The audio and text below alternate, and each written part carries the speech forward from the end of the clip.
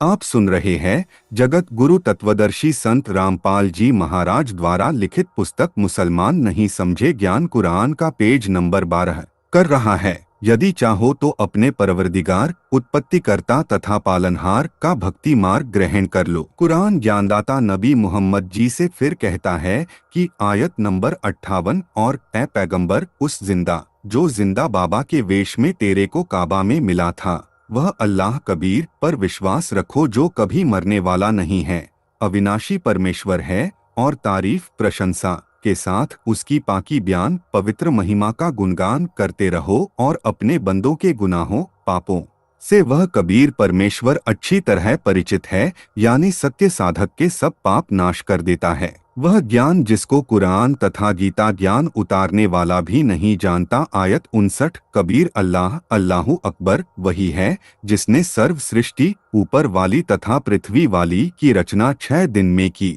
फिर ऊपर अपने निज लोक में सिंहासन पर जा विराजा बैठ गया। वह कबीर अल्लाह बहुत रहमान दयावान है। उसके विषय में पूर्ण जानकारी किसी बाखबर तत्वदर्शी संत से पूछो, उससे जानो। इससे यह बात स्पष्ट हुई कि कुरान ज्ञान देने वाला उस समर्थ परमेश्वर कबीर के विषय में पूर्ण ज्ञान नहीं रखता। उसको प्राप्त करने की विधि कुरान ज्ञान दाता को नहीं है। इसीलिए तो सूरत 42 अश-शूरा की आयत नंबर 1 व 2 में सांकेतिक शब्द बताए हैं जिनके अर्थ का वर्तमान तक मुझ दास रामपाल दास के अतिरिक्त किसी को भी ज्ञान नहीं था। हजरत मोहम्मद को भी इनका ज्ञान नहीं था। इनके ज्ञान बिना मोक्ष नहीं हो सकता, न जन्नत काल वाला स्वर्ग प्राप्त हो सकता। इससे यह भी सिद्ध हुआ कि हजरत आदम से लेकर हजरत मोहम्मद तक सब नबी व उनके अनुयायी मोक्ष से वंचित रहे, बहिसत स्वर्ग में भी नहीं जा पाए। संत गरीबदास जी ने कहा है कि यथार्थ भक्ति विधि से साधना न करने से नबी मोहम्मद भी बहिसत स्वर्ग नहीं जा सका। उसके पीछे उसी साधना को करके सब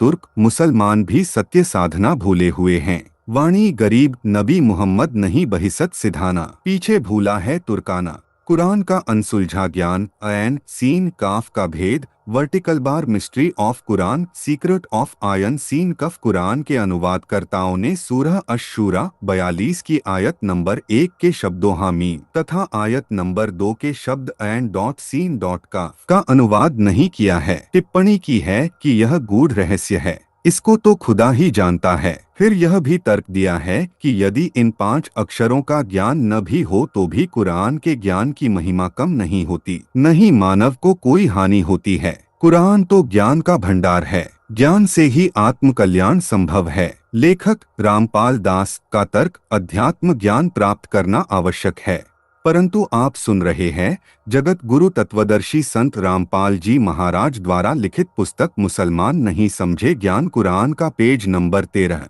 समाधान न हुआ तो ज्ञान व्यर्थ है। उदाहरण के लिए जैसे किसी व्यक्ति को किसी ने बताया कि आपको यह रोग है, इस रोग के ये लक्षण होते हैं। रोगी को ज्ञान हो गया कि मेरे को यह रोग है, परंतु उपचार का ज्ञान न तो रोग के ज्ञान करवाने वाले को तथा न रोगी को हो तो उस ज्ञान का क्या लाभ हुआ। इसी प्रकार कुरान मजीद का सब ज्ञान पढ़ लिया, याद भी हो गया, परंतु जो गूढ़ रहस्य है यानी जो उपचार है हामीम तथा ऐन डॉट सीन डॉट का ज्ञान नहीं है तो कुरान के पढ़ने से आत्म कल्याण नहीं हो सकता, क्योंकि इन 5 अक्षरों में आत्म कल्याण का रहस्य भरा है जो आप आगे पढ़ेंगे। कुरान मजीद के ज्ञान से भक्ति मर्यादा का ज्ञान होता है तथा कर्म अकर्म का ज्ञान होता है। धर्म करो पाप न करो, ग्रंथ का कुरान का नित्य कुछ अंश पाठ करो, नमाज करो, अजान दो, रोजे रखो आदि आदि इन क्रियाओं से जीव का जन्म मरण का चक्र समाप्त नहीं हो सकता।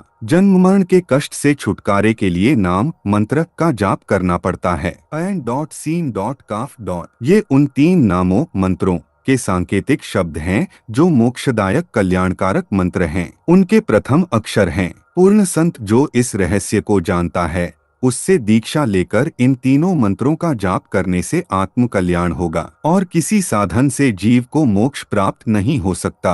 रहस्यमयी मंत्रों का ज्ञान हा इज इक्वल टू हक मीन इज इक्वल टू माबूद यानी यथार्थ पूजा के एंड डॉट सीन का मंत्र हैं। जो साधना मुसलमान करते हैं 5 समय नमाज जक़ात दान रोजे व्रत रखना कुरान मजीद का तिलावत पाठ करना आदि आदि। यह तो ऐसा जानो जैसे रोगी को ग्लूकोस लगा दी, परंतु रोग नाश करने की गोली व इंजेक्शन लगाए बिना रोगी स्वस्थ नहीं होगा। पैंसीन काफ जिन 3 मंत्रों नामों के सांकेतिक शब्द हैं, उन नामों को रोगनाशक गोली, टैबलेट तथा इंजेक्शन जानो। इन नामों का जाप करने से जन्म मरण का चक्र सदा के लिए समाप्त हो जाएगा। अब पढ़ें ऐनसीन काफ का भेद, जो इस प्रकार है। सूरत अश-शूरा 42 की आयत नंबर 1, हामीम आयत नंबर 2, ऐन सीन काफ। इन दोनों आयतों का सरलार्थ या विश्लेषण वर्तमान तक किसी ने नहीं किया है। कुरान के अनुवादकों ने यह कहकर छोड़ दिया कि इनका मतलब तो अल्लाह ही जानता है। अब जानो वह रहस्य। चारों वेदों ऋग्वेद, सामवेद, यजुर्वेद तथा अथर्ववेद का ज्ञान भी काल ब्रह्मा ने सूक्ष्म वेद से चुनकर अधूरा दिया है। सामवेद के मंत्र नंबर 822 में इन्हीं 3 नामों का संकेत है। लिखा है त्रितस्य नाम, अर्थात उस समर्थ परमेश्वर की पूजा के 3 नाम हैं।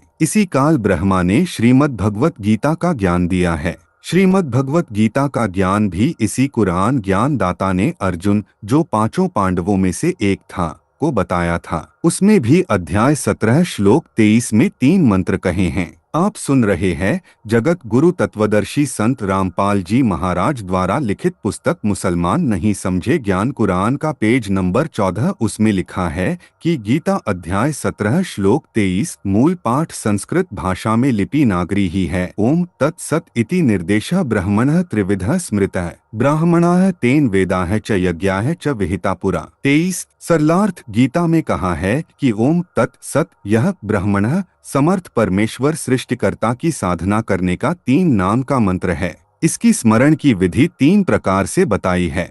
सृष्टि के प्रारंभ में आदि सनातन पंथ के ब्राह्मणाः विद्वान साधक इसी आधार से साधना करते थे। सूक्ष्म वेद का ज्ञान स्वयं परमेश्वर जी ने बताया था। उसी आधार से ब्राह्मण यानी साधक बने। उसी सूक्ष्म वेद के आधार से यज्ञाः धार्मिक अनुष्ठानों का विधान बना तथा चारों वेद उसी सूक्ष्म वेद का अंश है, जो काल ब्रह्मा ने जानबूझकर अधूरा ज्ञान ऋषियों को देकर भ्रमित किया, जो बाद में सनातन पंथ धर्म के साधकों ने अपनाया। वह भी समय के अनुसार लुप्त हो गया था। फिर गीता के माध्यम से कुछ स्पष्ट कुछ अस्पष्ट सांकेतिक ज्ञान ज्योति निरंजन काल ब्रह्मा ने दिया। इसको भी इन कोड वर्ड्स सांकेतिक मंत्रों का ज्ञान नहीं है कि पूरे मंत्र क्या हैं। सामवेद के मंत्र संख्या 822 में इन्हीं तीनों नामों का संकेत है। वेदों में बताया है कि परम अक्षर ब्रह्मा यानी अल्लाह कबीर ही इन सांकेतिक मंत्रों का यथार्थ ज्ञान करवाता है। मुझ दास रामपाल दास को इन तीनों मंत्रों का ज्ञान करवाया है, जो इस प्रकार है। ऐन यह अरबी भाषा का अक्षर है, देवनागरी में हिंदी भाषा का अ है, तथा सीन यह अरबी भाषा की वर्णमाला का अक्षर है, जो देवनागरी में हिंदी भाषा का स है, तथा काफ यह अरबी वर्णमाला का अक्षर है, देवनागरी में हिंदी भाषा का क है। जैसे ओम मंत्र का पहला अक्षर वर्णमाला का है, इसलिए ऐन अक्षर ओम का सांकेतिक है। तत् यह सांकेतिक मंत्र है। इसका जो यथार्थ मंत्र है उसका पहला अक्षर स है, तथा तीसरा जो सत सांकेतिक मंत्र है, इसका जो यथार्थ मंत्र है उसका पहला मंत्र क है। इसलिए गुप्त यानी सांकेतिक ऐन सीन काफ कुरान में बताए, वे गीता में बताए ओम तत् सत की तरह हैं। ये इन्हीं का संकेत है। इन मंत्रों के जाप से मानव को संसारिक सुख मिलेगा तथा पाप कर्मों के कारण होने वाले कष्ट संकट समाप्त होंगे तथा अकाल मृत्यु से बचाव होगा। काल ब्रह्मा ज्योति निरंजन की जन्नत से असंख्य गुना अधिक सुख वाली जन्नत सतलोक सुख सागर में स्थायी निवास मिलेगा तथा दोजख नरक में नहीं जाएंगे। सतलोक वाली जन्नत स्वर्ग में सदा सुखी रहेंगे। फिर पृथ्वी के ऊपर कभी जन्म उस 3 नाम का जाप करने वाले का नहीं होगा।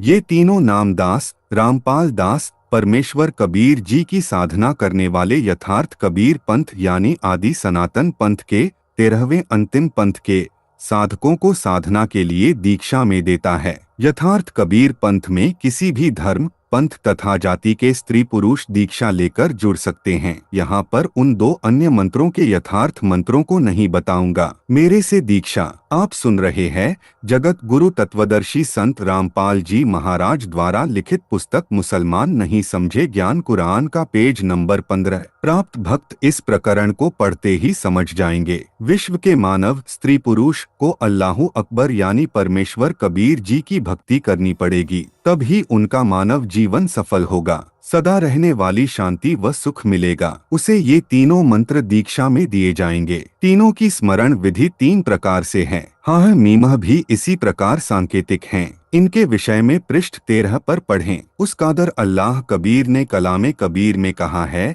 कि 12वें पंथ हम ही चल आवे, सब पंथ मिटा एक पंथ चलावे, कलयुग बीते 5505 तब यह वचन होगा साचा, धर्मदास तोहे लाख दुहाई, सार शब्द कहीं बाहर ना जाई, 33 अरब ज्ञान हम भाखा, मूल ज्ञान हम गुप्त ही राखा, मूल ज्ञान तब तक छिपाई जब तक द्वादश पंथ न मिट जाई। कलयुग सन 1997 में 5505 पूरा हो जाता है। उसी समय से सारनाम को दिया जाने लगा है। जैसे कुरान मजीद शरीफ की सूरत फुरकानी आयत नंबर 59 में कहा है कि सृजनहार सबके पालनहार के विषय में संपूर्ण ज्ञान यानी तत्वज्ञान किसी तत्वदर्शी बाखबर से पूछो। उसी प्रकार गीता अध्याय 4 श्लोक 34 में कहा है कि जिस ब्रह्मणः परम अक्षर ब्रह्मा यानी अल्लाह कबीर सच्चिदानंद घन ब्रह्मा ने तत्वज्ञान अपने मुख से उच्चारित वाणी कलामे कबीर कबीर वाणी में तत्वज्ञान बताया है, उसकी साधना सामान्य सहज विधि से करके पूर्ण मोक्ष प्राप्त होता है, जिसका उल्लेख गीता अध्याय 4 के ही श्लोक 32 में है। वह तत्वज्ञान है। उस ज्ञान को तू तत्वदर्शी ज्ञानियों के पास जाकर समझ। उनको भली भांति दंडवत प्रणाम करने से, उनकी सेवा करने से और कपट छोड़कर सरलता पूर्वक प्रश्न करने से वे परमात्म तत्व को भली भांति जानने वाले ज्ञानी महात्मा तुझे उस तत्वज्ञान का उपदेश करेंगे। इस विवेचन से यह निष्कर्ष निकलता है कि गीता चारों वेदों व चारों पुस्तकों का ज्ञान देने वाला एक ही है। वह गीता अध्याय 11 श्लोक 32 में स्वयं स्वीकारता है कि मैं काल हूँ, सबका नाश करने वाला हूँ। यह ब्रह्मा है। इसे क्षर पुरुष भी कहा जाता है। सूक्ष्म वेद में ज्योति निरंजन काल इसका प्रचलित नाम है। यह सब प्राणियों को धोखे में रखता है, परंतु जो सूक्ष्म वेद का ज्ञान इसने वेदों व गीता तथा कुरान आदि पवित्र पुस्तकों में कहा है, वह अधूरा है, परंतु गलत नहीं है। स्पष्ट नहीं बताया, अस्पष्ट घुमा फिराकर बताया है। जब तक संपूर्ण अध्यात्म ज्ञान व संपूर्ण भक्ति विधि नहीं मिलेगी, तब तक काल ज्योति निरंजन के जाल में जीव महादुखी रहेगा, चाहे इसकी जन्नत स्वर्ग में चले जाना। उदाहरण एक ही पर्याप्त होता है। बाबा आदम जन्नत में दुखी था, बाईं ओर मुंह करके मारे गम के आंसू भर लेता था, दाईं ओर मुंह करके खिलखिलाकर हंसता था। इस काल की जन्नत स्वर्ग में परम शांति किसी को नहीं मिलेगी। जिस परम शांति को प्राप्त करने के लिए श्रीमद् भगवत गीता ज्ञान दाता ने गीता अध्याय 18 श्लोक 62 में अपने से अन्य आप सुन रहे हैं जगत गुरु तत्वदर्शी संत रामपाल जी महाराज द्वारा लिखित पुस्तक मुसलमान नहीं समझे ज्ञान कुरान का पेज नंबर 16 परमेश्वर की शरण में जाने की राय दी है। जैसा कि पाठकों ने पढ़ा कि कुरान का ज्ञान देने वाला अल्लाह, जिसे मुसलमान अपना खुदा मानते हैं, ने अपने से अन्य कादर सृष्टि रचने वाले अमर अल्लाह की जानकारी बताई तथा अन्य मुस्लिम शास्त्र फजाइले आमाल में भी कबीर अल्लाह की समर्थता को पढ़ा। इसी प्रकार अन्य परमात्मा से मिले महापुरुषों व संतों ने भी उसे आंखों देखा और गवाही दी थी, जो इस प्रकार है। शास्त्रों में परमात्मा अल्लाह का जिक्र सूक्ष्म वेद में कहा है कि वही मोहम्मद, वही महादेव, वही आदम, वही ब्रह्मा, दास गरीब दूसरा कोई नहीं, देख आपने घर माँ। भावार्थ, मुसलमान धर्म के प्रवर्तक हजरत मोहम्मद जी भगवान शिव के लोक से आए पुण्यकर्मी आत्मा थे, जो परंपरागत साधना ही एक गुफा में बैठकर किया करते थे। शिव जी का एक गण जो 11 रुद्रों में से एक है, वह मोहम्मद जी से उस गुफा में मिले। उन्हीं की भाषा अरबी भाषा में काल प्रभु अर्थात ब्रह्मा का संदेश सुनाया। उसी रुद्र को मुसलमान जबरिल फरिश्ता कहते हैं, जो नेक फरिश्ता माना जाता है। हजरत आदम पुराणों में तथा जैन धर्म के ग्रंथों में प्रसंग आता है, जो इस प्रकार है। ऋषभदेव जी राजा नाभिराज के पुत्र थे। नाभिराज जी अयोध्या के राजा थे। ऋषभदेव जी के 100 पुत्र था, एक पुत्री थी। एक दिन परमेश्वर एक संत रूप में ऋषभदेव जी को मिले, उनको भक्ति करने की प्रेरणा की, ज्ञान सुनाया कि मानव जीवन में यदि शास्त्र विधि अनुसार साधना नहीं की तो मानव जीवन व्यर्थ जाता है। वर्तमान में जो कुछ भी जिस मानव को प्राप्त है वह पूर्व जन्म जन्मांतरों में किए पुण्यों तथा पापों का फल है। आप राजा बने हो, यह आपका पूर्व जन्म का शुभ कर्म फल है। यदि वर्तमान में भक्ति नहीं करोगे तो आप भक्ति शक्तिहीन तथा पुण्यहीन होकर नरक में गिरोगे तथा फिर अन्य प्राणियों के शरीरों में कष्ट उठाओगे। जैसे वर्तमान में इन्वर्टर की बैटरी चार्ज कर रखी है और चार्जर निकाल रखा है, फिर भी वह बैटरी कार्य कर रही है, इन्वर्टर से पंखा भी चल रहा है, बल्ब ट्यूब भी जग रहे हैं। यदि चार्जर को फिर से लगाकर चार्ज नहीं किया तो कुछ समय उपरांत इन्वर्टर सर्व कार्य छोड़ देगा, न पंखा चलेगा, न बल्ब न ट्यूब जगेंगी। इसी प्रकार मानव शरीर एक इन्वर्टर है, शास्त्र अनुकूल भक्ति चार्जर है। परमात्मा की शक्ति से मानव फिर से चार्ज हो जाता है, अर्थात भक्ति की शक्ति का धनी तथा पुण्यवान हो जाता है। यह ज्ञान उस ऋषि रूप में प्रकट परमात्मा के श्री मुख कमल से सुनकर ऋषभदेव जी ने भक्ति करने का पक्का मन बना लिया। ऋषभदेव जी ने ऋषि जी का नाम जानना चाहा तो ऋषि जी ने अपना नाम कबीरदेव बताया तथा यह भी कहा कि मैं स्वयं पूर्ण परमात्मा हूँ। आप सुन रहे हैं जगत गुरु तत्वदर्शी संत रामपाल जी महाराज द्वारा लिखित पुस्तक मुसलमान नहीं समझे ज्ञान कुरान का पेज नंबर 17। चारों वेदों में जो कबीरदेव लिखा है वह मैं हूँ, मेरा यही नाम है, मैं ही परम अक्षर ब्रह्मा हूँ। सूक्ष्म वेद में लिखा है ऋषभ देव के आया, कभी नामे करता, 9 योगेश्वर को समझाया, जनक विदेह उद्धार। भावार्थ, ऋषभदेव जी को कभी नाम से परमात्मा मिले, उनको भक्ति की प्रेरणा की। उसी परमात्मा ने 9 योगेश्वरों तथा राजा जनक को समझाकर उनके उद्धार के लिए भक्ति करने की प्रेरणा की। ऋषभदेव जी को यह बात रास नहीं आई कि यह ऋषि ही कबीरदेव है जो वेदों में सबका उत्पत्तिकर्ता कबीरदेव लिखा है, परंतु भक्ति करने का दृढ़ मन बना लिया। एक तपस्वी ऋषि से दीक्षा लेकर ओम नाम का जाप तथा हठ योग किया। ऋषभदेव जी का बड़ा पुत्र भरत था, भरत का पुत्र मारीची था। ऋषभ देव जी ने पहले 1 वर्ष तक निराहार रहकर तप किया, फिर 1000 वर्ष तक घोर तप किया। तपस्या समाप्त करके अपने पौत्र अर्थात भरत के पुत्र मारीची को प्रथम धर्मदेशना दीक्षा दी। यह मारीची वाली आत्मा 24वें तीर्थकर महावीर जैन जी हुए थे। ऋषभदेव जी ने जैन धर्म नहीं चलाया, यह तो श्री महावीर जैन जी से चला है। वैसे श्री महावीर जी ने भी किसी धर्म की स्थापना नहीं की थी, केवल अपने अनुभव को अपने अनुयायियों को बताया था। वह एक भक्ति करने वालों का भक्त समुदाय है। ऋषभदेव जी ओम नाम का जाप ओंकार बोलकर करते थे, उसी को वर्तमान में अपभ्रंश करके नोंकार मंत्र जैनी कहते हैं, इसी का जाप करते हैं। इसको ओंकार तथा ओम भी कहते हैं। हम अपने प्रसंग पर आते हैं। जैन धर्म ग्रंथ में तथा जैन धर्म के अनुयायियों द्वारा लिखित पुस्तक आओ जैन धर्म को जाने में लिखा है कि ऋषभदेव जी जैनी उन्हीं को आदिनाथ कहते हैं वाला जीव ही बाबा आदम रूप में जन्मा था। अब उसी सूक्ष्म वेद की वाणी का सरलार्थ करता हूँ। वही मोहम्मद, वही महादेव, वही आदम, वही ब्रह्मा, दास गरीब दूसरा कोई नहीं, देख आपने घर माँ। बाबा आदम जी श्री ब्रह्मा जी देवता के लोक से आए थे, क्योंकि मानव जन्म में की गई साधना के अनुसार प्राणी भक्ति अनुसार ऊपर तीनों देवताओं श्री ब्रह्मा जी, श्री विष्णु जी तथा श्री शिव जी के लोकों में बारी बारी जाता है। अपने पुण्य क्षीण होने पर पुनः पृथ्वी पर संस्कारवश जन्म लेता है। संत गरीब दास जी गावछुड़ानी जिला झज्जर हरियाणा प्रांत वाले को स्वयं ही वही परमात्मा मिले थे जो ऋषभदेव जी को मिले थे। संत गरीब दास जी ने परमेश्वर के साथ ऊपर जाकर अपनी आंखों से सर्व व्यवस्था को देखा था। फिर बताया है कि आदम जी ब्रह्मा जी के लोक से आए थे, ब्रह्मा के अवतार थे। मोहम्मद जी तमगुण शिव जी के अवतार थे। प्रिय पाठ को अवतार 2 प्रकार के होते हैं। एक, स्वयं वह प्रभु अवतार लेता है, जैसे श्री राम, श्री कृष्ण आदि के रूप में स्वयं श्री विष्णु जी अवतार धार कर आए थे। परंतु कपिल ऋषि जी, आप सुन रहे हैं जगत गुरु तत्वदर्शी संत रामपाल जी महाराज द्वारा लिखित पुस्तक मुसलमान नहीं समझे ज्ञान कुरान का पेज नंबर 18। परशुराम जी को भी विष्णु जी के अवतारों में गिना जाता है। ये स्वयं श्री विष्णु जी नहीं थे, विष्णु लोक से आए देवात्मा थे। उनके पास कुछ शक्ति विष्णु जी की थी, क्योंकि वे उन्हीं के द्वारा भेजे गए थे।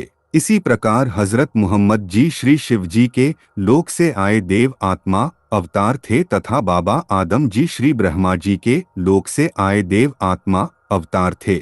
इसी प्रकार ईसा मसीह जी श्री विष्णु जी के लोक से आए देव आत्मा अवतार थे। ईसाई श्रद्धालु भी ईसा जी को प्रभु का पुत्र मानते हैं, प्रभु नहीं। संत गरीबदास जी ने कहा है कि यदि आप जी को मेरी बात पर विश्वास नहीं होता तो मेरे द्वारा बताई शास्त्र विधि अनुसार भक्ति साधना करके अपने घर में अर्थात अपने मानव शरीर में अपनी आंखों देख लो। भावार्थ है, सर्व धर्मों के मानव स्त्री पुरुष के शरीर की रचना एक जैसी है। तत्वज्ञान न होने के कारण हम धर्मों में बंट गए हैं। संत गरीबदास जी ने बताया है कि मानव शरीर में रीढ़ की हड्डी अर्थात स्पाइनल कोर्ड के अंदर की ओर निचले सिरे से लेकर कंठ तक 5 कमल चक्र बने हैं। कृपया देखें यह चित्र पुस्तक में। मूल चक्र, यह चक्र रीढ़ की हड्डी के अंत से 1 इंच ऊपर गुदा के पास है। इसका देवता श्री गणेश है। इस कमल की 4 पंखुड़ियां हैं। आप सुन रहे हैं जगत गुरु तत्वदर्शी संत रामपाल जी महाराज द्वारा लिखित पुस्तक मुसलमान नहीं समझे ज्ञान कुरान का पेज नंबर 19। स्वाद चक्र, यह मूल कमल से 2 इंच ऊपर रीढ़ की हड्डी के अंदर की ओर चिपका है। इसके देवता श्री ब्रह्मा जी तथा उनकी पत्नी सावित्री जी हैं। इस कमल की 6 पंखुड़ियां हैं। नाभि कमल चक्र, यह नाभि के सामने उसी रीढ़ की हड्डी के साथ चिपका है। इसके देवता श्री विष्णु जी तथा उनकी पत्नी लक्ष्मी जी हैं। इस कमल की 8 पंखुड़ियां हैं। हृदय कमल चक्र है, यह कमल सीने में बने दोनों स्तनों के मध्य में रीढ़ की हड्डी के साथ चिपका है। इसके देवता श्री शिव जी तथा उनकी पत्नी पार्वती जी हैं। इस कमल की 12 पंखुड़ियां हैं। कंठ कमल, यह कमल छाती की हड्डियों के ऊपर जहाँ से गला शुरू होता है उसके पीछे रीढ़ की हड्डी के साथ अंत में है। इसकी प्रधान श्री देवी अर्थात दुर्गा जी हैं। इस कमल की 16 पंखुड़ियां हैं। शेष कमल चक्र ऊपर हैं। संगम कमल या छठा कमल, यह कमल सुषमणा के ऊपर वाले द्वार पर है। इसकी 3 पंखुड़ियां हैं। इसमें सरस्वती रूप में देवी दुर्गा जी निवास करती हैं। एक पंखुड़ी में देवी दुर्गा सरस्वती रूप में रहती है। उसी के साथ में 72 करोड़ उर्वशी सुंदर परियां रहती हैं जो ऊपर जाने वाले भक्तों को अपने जाल में फंसाती हैं। दूसरी पंखुड़ी में सुंदर युवा नर रहते हैं जो भक्त मतियों को आकर्षित करके काल जाल में रखते हैं। काल भी अन्य रूप में इन युवाओं का संचालक मुखिया बनकर रहता है। तीसरी पंखुड़ी में स्वयं परमात्मा अन्य रूप में रहते हैं, अपने भक्तों को उनके जाल से मुक्त कराते हैं, ज्ञान सुनाकर सतर्क करते हैं।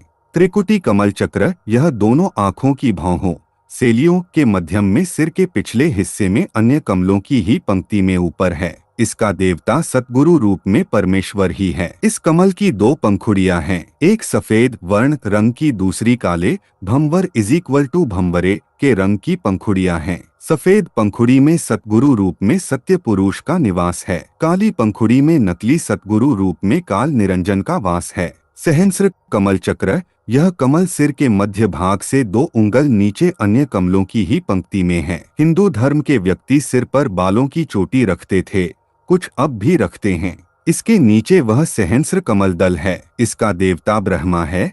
इसे क्षर पुरुष भी कहते हैं, जिसने गीता व वेदों का ज्ञान परोक्ष रहकर कहा है। इस कमल की 1000 पंखुड़ियां हैं। इनको काल ब्रह्मा ने प्रकाश से भर रखा है। स्वयं इसी कमल चक्र में दूर रहता है। वह स्वयं दिखाई नहीं देता, केवल पंखुड़ियां चमकती दिखाई देती हैं। अष्ट कमल दल, इस कमल का देवता अक्षर पुरुष है। इसे परब्रह्म भी कहते हैं। इसकी पंखुड़ियां भी 8 हैं। इसकी स्थिति नहीं बताऊंगा क्योंकि नकली गुरु भी इसको जानकर जनता को भ्रमित कर देंगे। शंख कमल दल, इस कमल में पूर्ण ब्रह्मा अर्थात परम अक्षर ब्रह्मा का निवास है। इसकी शंख पंखुड़ियां है। इसकी स्थिति भी नहीं बताऊंगा, कारण ऊपर लिख दिया है। आप सुन रहे हैं जगत गुरु तत्वदर्शी संत रामपाल जी महाराज द्वारा लिखित पुस्तक मुसलमान नहीं समझे ज्ञान कुरान का पेज नंबर 20। जो चित्र में दिखाए हैं इनमें छठा कमल तथा 9वां कमल नहीं दिखाया है। कारण यही है कि विद्यार्थियों की धीरे धीरे ज्ञान वृद्धि की जाती है। कमलों का गहरा रहस्य है। यह कबीर सागर के सारांश में लिखा है। शरीर में ये कमल ऐसा कार्य करते हैं जैसे टेलीविजन में चैनल लगे हैं। उन चैनलों में से जिस भी चैनल को चालू करोगे उस पर कार्यक्रम दिखाई देगा। वह कार्यक्रम चल तो रहा है, स्टूडियो में दिख रहा है, टीवी में। इसी प्रकार प्रत्येक कमल का फंक्शन है। इन कमलों को चालू करने के मंत्र हैं जो यह दास संत रामपाल दास जाप करने को देता है। प्रथम बार दीक्षा इन्हीं चैनलों को खोलने की दी जाती है। मंत्रों की शक्ति से सर्व कमल चालू हो जाते हैं। फिर साधक अपने शरीर में लगे चैनल में उस देव के धाम को देख सकता है, वहाँ के सर्व दृश्य देख सकता है। इसलिए संत गरीब दास जी ने कहा है कि आप अपने शरीर के चैनल चालू करके स्वयं देख लो कि आदम जी आपको ब्रह्मा के लोक से आए दिखाई देंगे, क्योंकि वहां पर सर्व रिकॉर्ड उपलब्ध है। जैसे वर्तमान में यूट्यूब है, इसी प्रकार प्रत्येक देव के लोक में आप जो पूर्व में हुई घटना देखना चाहें आप देख सकते हैं। इसी प्रकार हजरत मोहम्मद जी आपको शिव जी के लोक से आए दिखाई देंगे। इसी प्रकार ईसा जी भी श्री विष्णु जी के लोक से आए दिखाई देंगे। मक्का महादेव का मंदिर है। सिख धर्म की पुस्तक भाई बाले वाली जन्म साखी में प्रमाण है। साखी मदीने की चली हिंदी वाली के पृष्ठ 262 पर श्री नानक जी ने 4 इमामों के प्रश्न का जवाब देते हुए कहा है, आंखें नानक शाह सच्च सुन हो 4 इमाम। मक्का है महादेव का, ब्राह्मण सन सुल्तान। भावार्थ, सतगुरु नानक देव जी ने 4 इमामों से चर्चा करते हुए कहा कि जिस मक्का शहर में जो काबा मंदिर है, जिसको आप अपना पवित्र स्थान मानते हो, वह महादेव शिव जी का मंदिर है। इसमें सब देवी देवताओं की मूर्तियां बुत थी। उसकी स्थापना करने वाला सुल्तान राजा ब्राह्मण था। बाद में सब मूर्तियां उठा दी गई थी। नबी इब्राहिम व हजरत इस्माइल ने इसका पुनः निर्माण करवाया था। अब आप जी को अपने उद्देश्य की ओर ले चलता हूँ। आप जी को स्पष्ट करना चाहता हूँ कि जो यथार्थ आध्यात्मिक ज्ञान सूक्ष्म वेद में है, वह न गीता में है तथा न चारों वेदों में है, न पुराणों में है, न कुरान शरीफ में, न बाइबल में, न 6 शास्त्रों तथा न 11 उपनिषदों में। उदाहरण जैसे 10वीं कक्षा तक का पाठ्यक्रम गलत नहीं है, परंतु उसमें बीए तथा एमए वाला ज्ञान नहीं है। वह पाठ्यक्रम गलत नहीं है, परंतु पर्याप्त नहीं है। समझने के लिए इतना ही पर्याप्त है। प्रश्न, संसार के शास्त्र तथा संत परमात्मा के विषय में क्या जानकारी देते हैं? आप सुन रहे हैं जगत गुरु तत्वदर्शी संत रामपाल जी महाराज द्वारा लिखित पुस्तक मुसलमान नहीं समझे ज्ञान कुरान का पेज नंबर 21। उत्तर, विश्व के मुख्य शास्त्रों सदग्रंथों में परमात्मा को बहुत अच्छे तरीके से परिभाषित किया है। पहले यह जानते हैं कि विश्व के मुख्य शास्त्र सदग्रंथ कौन से हैं। वेद 2 प्रकार के हैं, 1 सूक्ष्म वेद, 2 सामान्य वेद। सूक्ष्म वेद यह वह ज्ञान है जिसको अल्लाह ताला समर्थ परमात्मा स्वयं पृथ्वी पर प्रकट होकर अपने मुख कमल से वाणी उच्चारण करके बोलता है।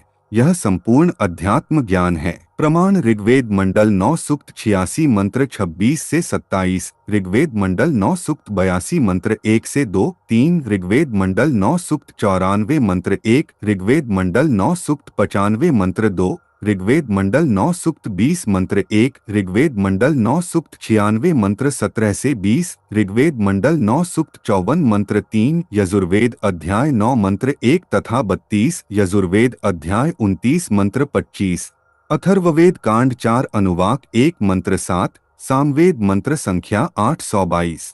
अन्य प्रमाण श्रीमद्भगवत गीता अध्याय 4 मंत्र 32 में है। कहा है कि सच्चिदानंद घन ब्रह्मा यानी सत्य पुरुष अपने मुख कमल से वाणी बोलकर तत्वज्ञान विस्तार से कहता है। कारण, परमात्मा ने सृष्टि के प्रारंभ में संपूर्ण ज्ञान ब्रह्मा ज्योति निरंजन अर्थात काल पुरुष के अंतकरण में डाला था, फैक्स किया था। परमात्मा द्वारा किए निर्धारित समय पर यह ज्ञान स्वयं ही काल पुरुष के श्वासों द्वारा समुद्र में प्रकट हो गया। काल पुरुष ने इसमें से महत्वपूर्ण जानकारी निकाल दी, शेष अधूरा ज्ञान संसार में प्रवेश कर दिया। उसी को 4 भागों में व्यास ऋषि ने विभाजित किया। उसके 4 वेद ऋग्वेद, यजुर्वेद, सामवेद तथा अथर्ववेद बनाए। सामान्य वेद यह वही चारों वेदों वाला ज्ञान है जो ब्रह्मा ज्योति निरंजन अर्थात काल ने अपने ज्येष्ठ पुत्र ब्रह्मा जी को दिया था। यह अधूरा ज्ञान है। इसमें से मुख्य जानकारी निकाली गई है जो ब्रह्मा अर्थात काल ने जानबूझकर निकाली थी। कारण यह था कि काल पुरुष को भय रहता है कि मानव को पूर्ण परमात्मा का ज्ञान न हो जाए। यदि प्राणियों को पूर्ण परमात्मा का ज्ञान हो गया तो सब इस काल के लोक को त्याग कर पूर्ण परमात्मा के लोक सत्यलोक = शाश्वत स्थान में चले जाएंगे, जहां जाने के पश्चात जन्म मृत्यु समाप्त हो जाता है। इसलिए ब्रह्मा काल पुरुष ने पूर्ण परमात्मा के परमपद की जानकारी नहीं बताई, वह नष्ट कर दी थी। उसकी पूर्ति करने के लिए पूर्ण परमात्मा स्वयं सशरीर प्रकट होकर संपूर्ण ज्ञान बताता है, अपनी प्राप्ति के वास्तविक मंत्र भी बताता है, जो काल भगवान ने समाप्त करके शेष ज्ञान प्रदान कर रखा होता है। उसको ऋषिजन 4 वेद कहते हैं। ऋषि व्यास जी ने इस वेद को लिखा तथा इसके 4 भाग बनाए, ऋग्वेद, यजुर्वेद, सामवेद, अथर्ववेद, जो वर्तमान में प्रचलित हैं। इन्हीं 4 वेदों का सारांश काल पुरुष ने श्रीमद्भगवत गीता के रूप में श्री कृष्ण जी के शरीर में प्रवेश करके महाभारत के युद्ध से पूर्व बोला था। वह भी बाद में महर्षि व्यास जी ने कागज पर लिखा, जो आज अपने को उपलब्ध हैं। सद्ग्रंथों में बाइबल का नाम भी है। बाइबल यह 3 पुस्तकों का संग्रह है। आप सुन रहे हैं जगत गुरु तत्वदर्शी संत रामपाल जी महाराज द्वारा लिखित पुस्तक मुसलमान नहीं समझे ज्ञान कुरान का पेज नंबर 22, नंबर 1 तौरेत, नंबर 2 जबूर, नंबर 3 इंजिल। बाइबल में सर्वप्रथम सृष्टि की उत्पत्ति की जानकारी है। वह तौरेत पुस्तक वाली है, जिसमें लिखा है कि परमात्मा ने सर्वप्रथम सृष्टि की रचना की। पृथ्वी, सूर्य, आकाश, पशु पक्षी, मनुष्य, नर नारी आदि की रचना परमात्मा ने 6 दिन में की तथा 7वें दिन तख्त पर जा विराजा। सृष्टि रचना अध्याय नंबर 1 के श्लोक 26, 27 से 28 में यह भी स्पष्ट किया है कि परमात्मा ने मानव को अपने स्वरूप जैसा उत्पन्न किया। इससे सिद्ध हुआ कि परमात्मा भी मनुष्य जैसा निराकार साकार है। मनुष्यों के खाने के लिए परमेश्वर का आदेश उत्पत्ति अध्याय में बाइबल में लिखा है कि श्लोक 27 से 28 में मनुष्यों के खाने के लिए बीजदार पौधे, गेहूं, चने, बाजरा आदि तथा फलदार वृक्ष दिए हैं। यह तुम्हारा भोजन है। पशु पक्षियों के खाने के लिए घास, पत्तेदार झाड़ियां दी हैं। इसके पश्चात परमात्मा तो अपने निज धाम सत्यलोक में तख्त पर जा बैठा। बाइबल में आगे जो ज्ञान है वह काल भगवान का तथा इसके देवताओं, फरिश्तों का दिया हुआ है। यदि बाइबल ग्रंथ में आगे चलकर मांस खाने के लिए लिखा है तो वह पूर्ण परमात्मा का आदेश नहीं है, वह किसी अधूरे प्रभु का है। पूर्ण परमात्मा कंप्लीट गॉड के आदेश की अवहेलना हो जाने से पाप का भागी बनता है। कुरान शरीफ मजीद बाइबल के पश्चात सदग्रंथों में कुरान शरीफ का नाम श्रद्धा से लिया जाता है। कुरान का ज्ञान दाता भी वही है जिसने बाइबल का ज्ञान दिया है तथा 4 वेदों और श्रीमद् भगवत गीता का ज्ञान दिया है। इसलिए उसने उन पहलुओं को बाइबल में तथा कुरान में नहीं दोहराया जिन पहलुओं का ज्ञान 4 वेदों तथा श्रीमद् भगवत गीता में दिया है। उपनिषद ये संख्या में 11 माने जाते हैं। उपनिषद का ज्ञान किसी ऋषि का अपना अनुभव है। यदि वह अनुभव वेदों व गीता से नहीं मिलता तो वह व्यर्थ है, उसको ग्रहण नहीं करना चाहिए। इसलिए उपनिषदों को छोड़कर वेदों व गीता के ज्ञान को ग्रहण करना चाहिए, क्योंकि उपनिषदों का अधिकतर ज्ञान वेदों व गीता के ज्ञान के विपरीत है। इसी प्रकार बाइबल तथा कुरान के ज्ञान को समझें कि जो ज्ञान वेदों तथा गीता से मेल नहीं करता उसको ग्रहण नहीं करना चाहिए। वेदों व गीता में जो ज्ञान सूक्ष्म वेद से नहीं मिलता वह ग्रहण नहीं करना चाहिए। पुराण ये संख्या में 18 माने गए हैं। वैसे यह पुराणों का ज्ञान एक ही बोध माना गया है। यह ज्ञान सर्वप्रथम ब्रह्मा जी ने अपने पुत्रों दक्ष आदि ऋषियों को दिया था। राजा दक्ष जी, मनु जी तथा पाराशर आदि ऋषियों ने इसका आगे प्रचार करते समय अपना अनुभव भी मिला दिया। इस प्रकार 18 भागों में पुराण का ज्ञान माना गया है। 18 पुराणों के ज्ञान का जो अंश वेदों तथा गीता से मेल नहीं खाता तो वह त्याग देना चाहिए। इसी प्रकार अन्य कोई भी पुस्तक वेदों व गीता के ज्ञान से विपरीत ज्ञान युक्त है, उसे भी त्याग देना उचित है।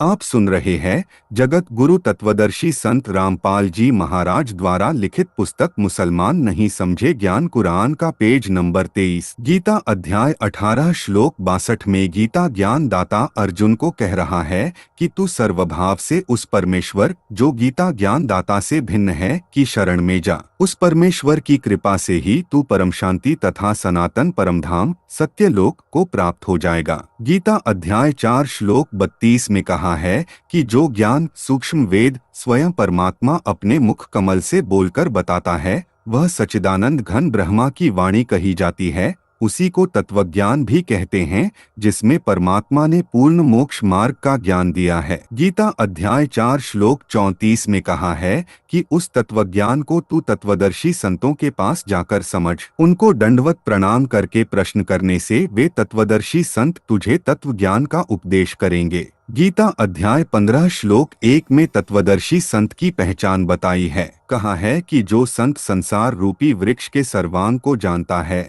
वह वेदवित अर्थात वेदों के तात्पर्य को जानता है, वह तत्वदर्शी संत है। सूक्ष्म वेद अर्थात सच्चिदानंद घन ब्रह्मा की वाणी में बताया है, कबीर अक्षर पुरुष एक पेड़ है, क्षर पुरुष वाकी डाल, तीनों देवा शाखा हैं, पात रूप संसार। इसी सच्चिदानंद घन ब्रह्मा की वाणी को तत्वज्ञान भी कहते हैं। गीता अध्याय 15 श्लोक 4 में कहा है कि तत्वज्ञान की प्राप्ति के पश्चात परमेश्वर के उस परमपद की खोज करनी चाहिए, जहां जाने के पश्चात साधक कभी लौटकर फिर से संसार में नहीं आता, अर्थात उसका पूर्ण मोक्ष हो जाता है। उसी परमात्मा ने संसार रूपी वृक्ष की रचना की है, केवल उसकी भक्ति करो। गीता ज्ञान दाता अपनी साधना से श्रेष्ठ उस पूर्ण परमात्मा की भक्ति को मानता है, उसी से परमेश्वर का वह परम पद प्राप्त होता है, जिसे प्राप्त करने के पश्चात जीव का जन्म मृत्यु का चक्कर सदा के लिए समाप्त हो जाता है। श्री गुरु ग्रंथ साहिब जी, यह सिख धर्म का ग्रंथ माना जाता है। वास्तव में यह कई महात्माओं की अमृत वाणी का संग्रह है, जिसमें श्री नानक देव जी की वाणी अर्थात महिला पहला की वाणी तत्वज्ञान अर्थात सूक्ष्म वेद से मेल खाती है, क्योंकि श्री नानक जी को परमात्मा मिले थे जिस समय श्री नानक देव साहेब जी सुल्तानपुर शहर में नवाब के यहाँ मोदी खाने में नौकरी करते थे। सुल्तानपुर शहर से आधा किलोमीटर दूर बेई नदी बहती है। श्री नानक जी प्रतिदिन उस दरिया में स्नान करने जाया करते थे। एक दिन परमात्मा जिंदा बाबा की वेशभूषा में बेई नदी पर प्रकट हुए। वहां श्री नानक देव जी से ज्ञान चर्चा हुई। उसके पश्चात श्री नानक जी ने दरिया में डुबकी लगाई, लेकिन बाहर नहीं आए। वहां उपस्थित व्यक्तियों ने मान लिया कि नानक जी दरिया में डूब गए हैं। शहर के लोगों ने दरिया में जाल डालकर भी खोजा, परंतु निराशा ही हाथ लगी, क्योंकि श्री नानक देव जी तो जिंदा बाबा के रूप में प्रकट परमात्मा के साथ सच्चखंड सत्यलोक में चले गए थे। 3 दिन के पश्चात श्री नानक देव जी वापस पृथ्वी पर आए। उसी बेई नदी के उसी किनारे पर खड़े हो गए, जहां से परमेश्वर के साथ जल में डुबकी लगाकर अंतर्ध्यान हुए थे। श्री नानक जी, आप सुन रहे हैं जगत गुरु तत्वदर्शी संत रामपाल जी महाराज द्वारा लिखित पुस्तक मुसलमान नहीं समझे ज्ञान कुरान का पेज नंबर 24 को जीवित देखकर सुल्तानपुर के निवासियों की खुशी का ठिकाना नहीं था। श्री नानक जी की बहन नानकी भी सुल्तानपुर शहर में विवाही थी। अपनी बहन के पास श्री नानक जी रहा करते थे।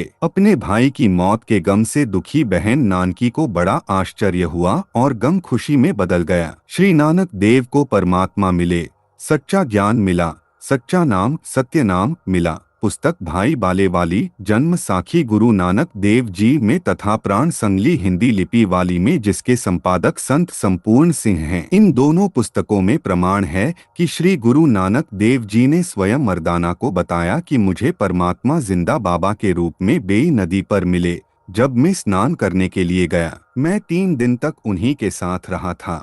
वह बाबा जिंदा मेरा सतगुरु भी है तथा वह सर्व सृष्टि का रचनहार भी है, इसलिए वही बाबा कहलाने का अधिकारी है।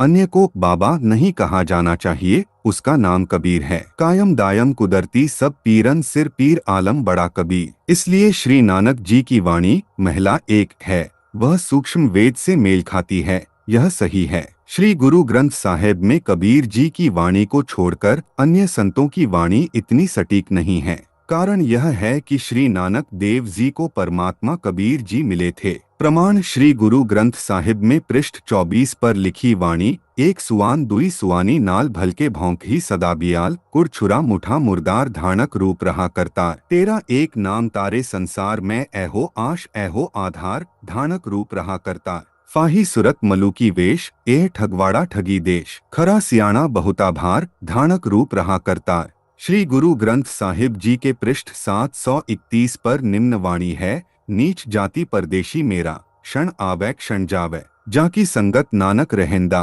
क्योंकर मुंडा पावे। पृष्ठ 721 पर निम्न वाणी लिखी है, यक अर्ज गुफ्तम पेश तोदर कून करता, हक्का कबीर करीन तू बेब परवरदिगार। यह उपरोक्त अमृतवाणी श्री गुरु ग्रंथ साहिब जी की है, जिससे सिद्ध हुआ कि श्री नानक जी को परमात्मा मिले थे। वह कबीर करतार है जो काशी में धानक रूप में लीला करने आए थे। संत गरीब दास जी, गांव = छुड़ानी, जिला झज्जर हरियाणा, को भी इसी प्रकार जिंदा बाबा के रूप में कबीर परमात्मा मिले थे।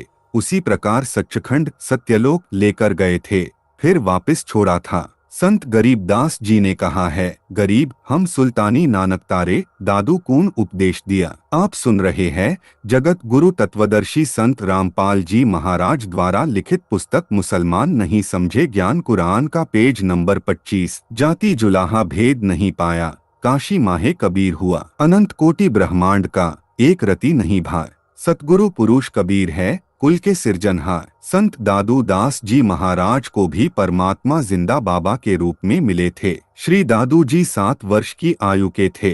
कुछ पुस्तकों में उस समय श्री दादू जी की आयु 11 वर्ष लिखी है।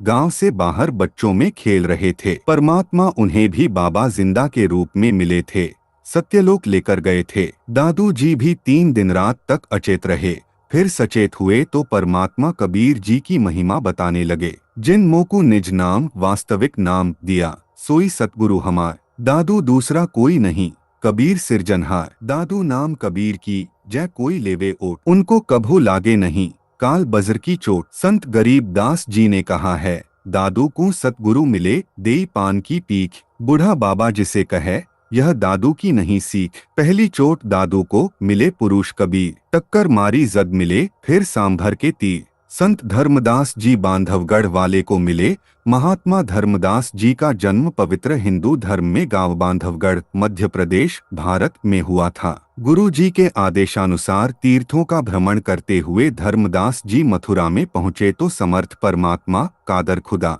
जिंदा महात्मा के रूप में मिले थे। धर्मदास जी को भी परमात्मा अल्लाह कबीर सत्यलोक लेकर गए थे। 3 दिन रात तक धर्मदास जी भी श्री नानक देव जी की तरह परमात्मा के साथ आकाश मंडल में सत्यलोक में रहे। आकाश में ज्योति निरंजन के लोक 21 ब्रह्मंडों की व्यवस्था दिखाई। फिर ऊपर को ले गए, अक्षर पुरुष के साथ संख ब्रह्मंड दिखाए तथा अपना तख्त, सिंहासन व सतलोक दिखाया। धर्मदास जी का शरीर अचेत रहा। तीसरे दिन होश में आए तो बताया कि मैं सत्यलोक में परमात्मा के साथ गया था। वे परमात्मा काशी शहर में लीला करने आए हैं, उनको मिलूंगा। धर्मदास दास बनारस काशी में गए। वहां जुलाहे के रूप में परमात्मा को कार्य करते देखकर आश्चर्यचकित रह गए। चरणों में गिर गए तथा यथार्थ भक्ति मार्ग प्राप्त करके कल्याण कराया। हजरत मोहम्मद जी को भी परमात्मा मक्का में जिंदा महात्मा के रूप में मिले थे। जिस समय नबी मोहम्मद काबा मस्जिद में हज के लिए गए हुए थे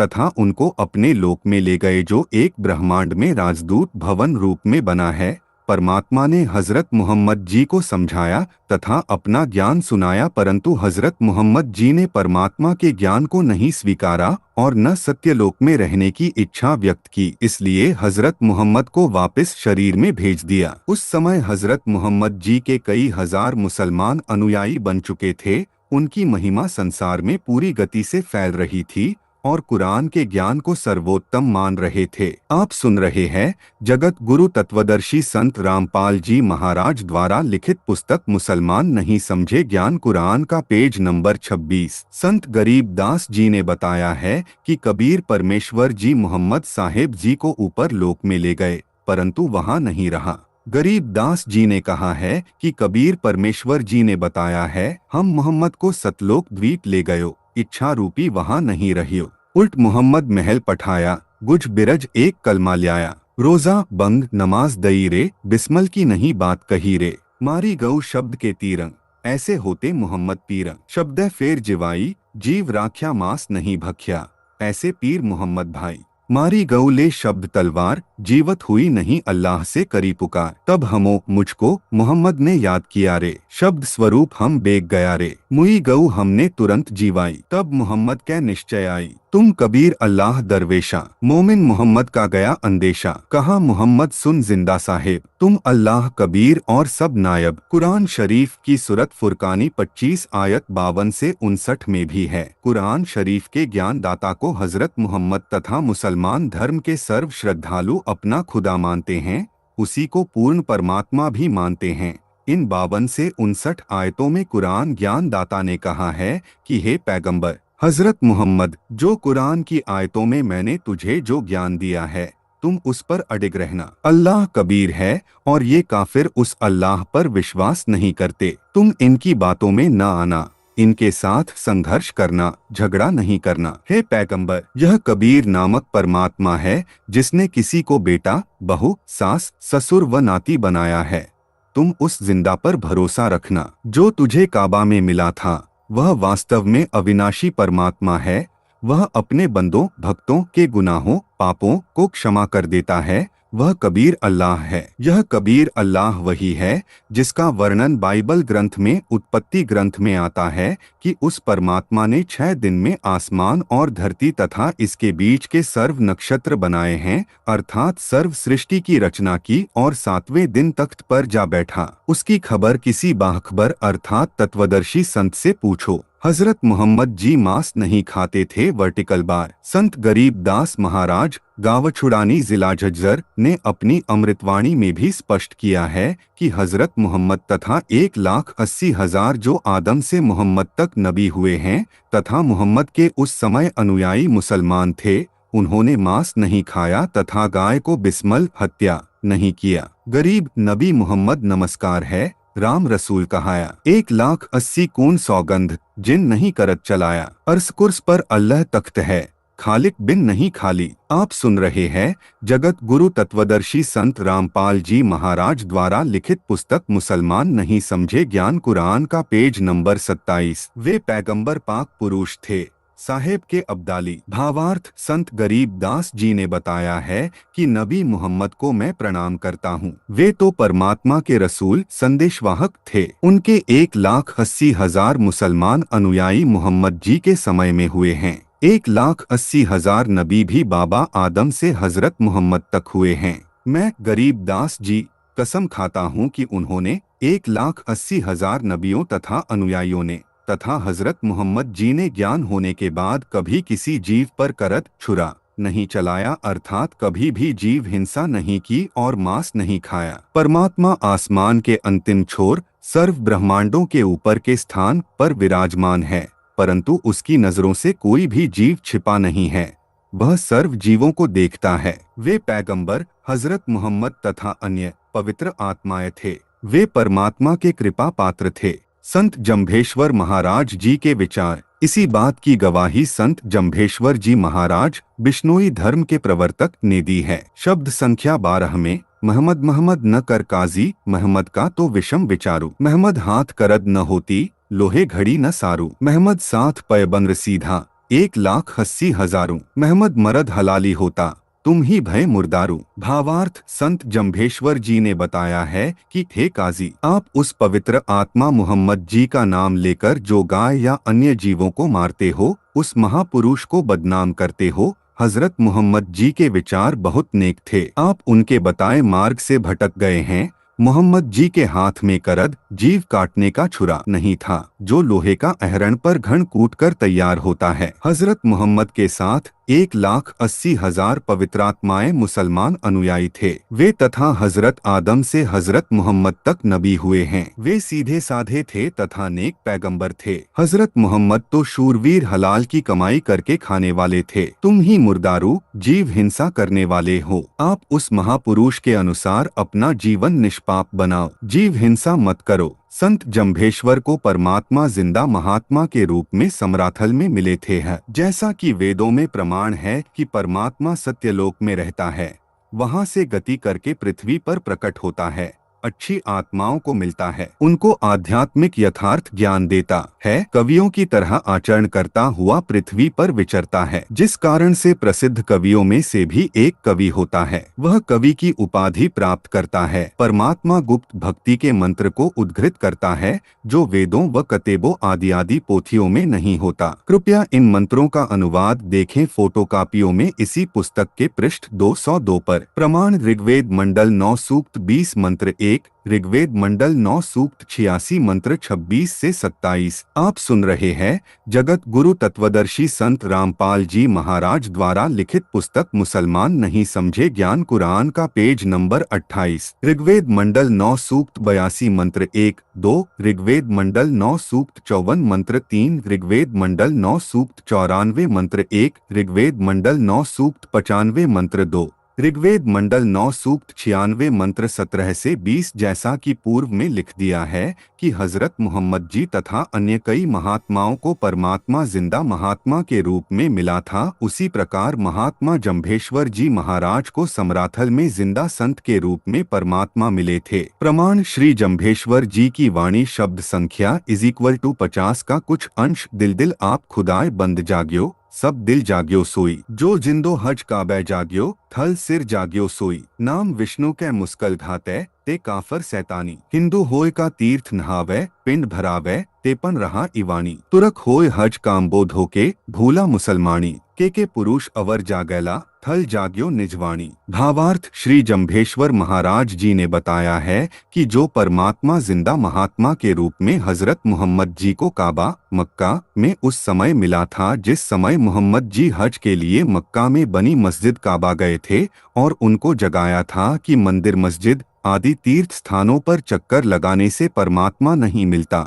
परमात्मा प्राप्ति के लिए मंत्र जाप की आवश्यकता है। श्री जम्भेश्वर जी महाराज ने फिर बताया है कि वही परमात्मा थल सिर समराथल स्थान राजस्थान प्रांत में आया और मुझे जगाया। न जाने कितने व्यक्ति और जागेंगे जैसे मेरा समराथल प्रसिद्ध है। यह मेरी निजवाणी यानी विशेष वचन है। मैंने अपनी अनुभव की खास निज यथार्थ वाणी बोलकर समराथल के व्यक्तियों में परमात्मा भक्ति की जागृति लाई है।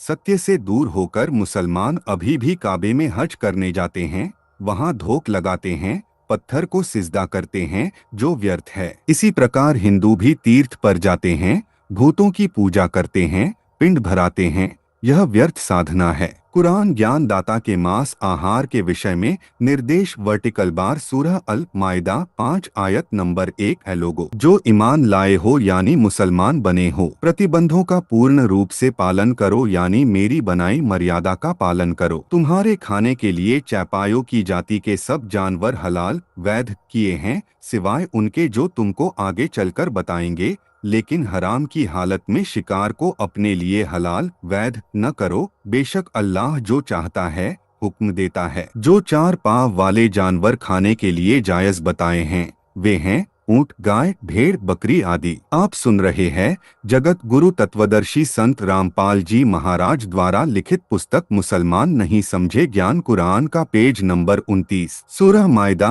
5 आयत नंबर 3 तुम पर हराम किया गया यानी जो खाना पाप है वे जानवर बताए हैं। मुर्दार, खून, सुअर का मांस, वे जानवर जो अल्लाह के सिवाय किसी और के लिए जब मारा गया हो, उसको भोग लगा हो, किया गया हो। वह जो गला घुटकर या चोट खाकर या ऊंचाई से गिरकर या टक्कर खाकर मरा हो या किसी हिंसक जानवर ने फाड़ा हो, सिवाय उसके जिसे तुमने जीवित पाकर जबह न कर लिया हो और वह किसी स्थान पर जबह किया हो यानी जिस स्थान पर अन्य देवी देवताओं की मूर्ति हो, और यह भी तुम्हारे लिए नाजायज है। और 500 टॉस डालकर के द्वारा अपना भाग्य मालूम करो। ये सारे उपरोक्त काम आदेश उल्लंघन के हैं। सूरह अल मोमिन 40 आयत नंबर 79 अल्लाह ही ने तुम्हारे लिए चौपाए बनाए हैं ताकि इनमें से किसी पर तुम सवार हो और किसी का गोश्त मांस खाओ। सृजनकर्ता का मानव के खाने के लिए निर्देश व आदेश वर्टिकल बार बाइबल ग्रंथ में उत्पत्ति विषय में अध्याय नंबर 1 से 2 में उत्पत्ति 1:26।